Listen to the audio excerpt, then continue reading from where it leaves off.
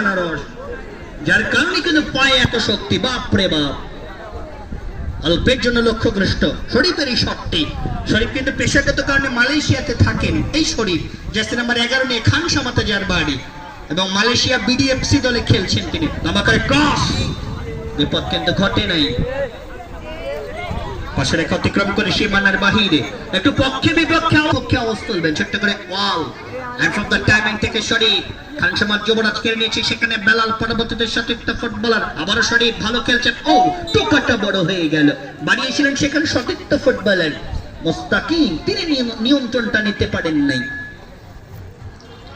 Joynanda SR sporting club লম্বা করে চোয়াড হয়েছে, সেখানে মুস্তাকিম নিয়ন্ত্রণ রাখবার পক্ষে সালাউদ্দিন আরফান ছোট্ট করে ওয়াল দেখেছেন, সেখানে ব্যাক পাস মুস্তাকিম সামনে থেকে মাইনাস।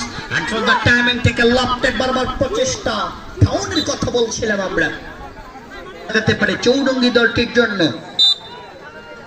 গোলশূন্য অবস্থা, লম্বা করে ডিফ্লেকশন, ব্যাক পাস, সামনে ক্রস, জার্সি নাম্বার 18 পরবর্তীতে ক্লিয়ার হয়ে যায়।